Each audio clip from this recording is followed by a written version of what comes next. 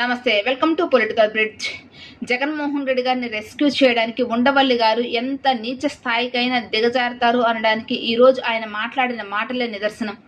తిరుమల కల్తీ విషయం చంద్రబాబు నాయుడు గారు బయటపెట్టి దైవద్రోహం చేశారు, భక్తుల మనోభావాలతో ఆడుకున్నారు చంద్రబాబు నాయుడు గారు అని చెప్పేసి ఆ తప్పు చేసిన వాళ్ళని అనకుండా ఆ మహాపాపాన్ని బయటపెట్టిన చంద్రబాబు నాయుడు గారి మీద విమర్శలు చేస్తున్నారంటే ఈయన చంద్రబాబు నాయుడు గారి మీద ఎంత విద్వేషంతో ఉన్నారు.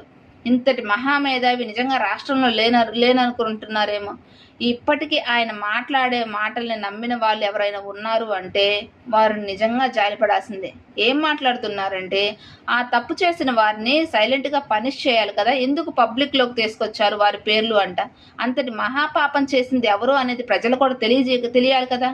తెలిస్తేనే కదా రేపు భవిష్యత్తులో ఎవరిని అధికారంలోకి తీసుకురావాలి అని చెప్పేసి వాళ్ళు కూడా ఒక ఆలోచనకు వస్తారు. అంత మంచి పని చేసిన చంద్రబాబు నాయుడు గారిని మెచ్చుకోవాల్సింది పోయి ఆ మహాపాపం చేసిన వారిని క్వశ్చన్ చేయాల్సింది పోయి ఎందుకు చేశారు ఇలా అని చెప్పేసి వాళ్ళని ఒక్క మాట అనకుండా బయట పెట్టిన చంద్రబాబు నాయుడు గారి మీద విమర్శలు చేయడం ఎంతవరకు కరెక్టు? ఇంకా ఈయనే మాట్లాడతారు కక్షపూరిత రాజకీయాలు చేస్తున్నారు చంద్రబాబు నాయుడు గారు అని చెప్పేసి. మరి ఈ విషయం ప్రజలకు చెప్పకుండా వాళ్ళ మీద యాక్షన్ తీసుకుంటే ప్రజలు ఏమనుకుంటారు? నిజంగానే చంద్రబాబు నాయుడు గారు కక్షపూరిత రాజకీయాలు చేస్తున్నారేమో అనుకుంటారు కదా. మళ్ళీ అప్పుడు వచ్చి మాట్లాడేది కూడా ఈ మహానుభావుడే. మళ్ళీ ఏమో ఈ విమర్శలు చేస్తున్నారు.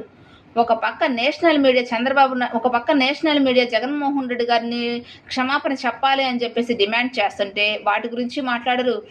సిట్ ఎంక్వైరీలో కానివ్వండి, సిబిఐ ఛార్జ్ షీట్లో కానివ్వండి, ఈ అడల్ట్రేషన్ ఎలా జరిగింది, ఏమేం కెమికల్స్ కలిపారు, అసలు ఎంత అవినీతి జరిగింది, ఎవరెవరు దీంట్లో ఇన్వాల్వ్ అయ్యారు అని చెప్పేసి పేర్లతో సహా ఆధారాలతో సహా వాళ్ళు ఒక రిపోర్ట్స్ రెడీ చేస్తే వాటి గురించి కూడా మాట్లాడరు.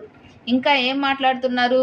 10% కంటే లార్డ్ బీఫ్ ఉంటే రిపోర్ట్స్లో మేము ఎంక్వైరీ టెస్ట్లో చెప్పలేము అని ఒక రిపోర్ట్ వచ్చింది కదా. అంటే దాని మీనింగు అసలు ఏమీ లేదు అని అర్థమంట. నిజంగా జనాలు ఏమన్నా ఈయనకి ఎర్రోల్లా కనపడుతున్నారా? ప్రతిదీ చెప్తే నమ్మడానికి ఏముందో ఏం లేదో తిరుమల వెళ్ళిన వాళ్ళకి తెలియదు అనుకుంటున్నారా గత 5 సంవత్సరాల్లో ఏం జరిగింది అనేది? ఇప్పుడు ఈయన చెప్తే మాత్రం జనాలు ఏమైనా నమ్ముతారా? ఇంతటి మహాపాపాన్ని చేసిన వారిని ఒక్క మాట అంటే ఒక్క మాట కూడా అనడం లేదు. ఒక్కసారి నిజంగా మన రాష్ట్రంలో ఎలాంటి వారు ఉన్నారా అనేది ప్రజలు కూడా ఆలోచించుకోవాలి.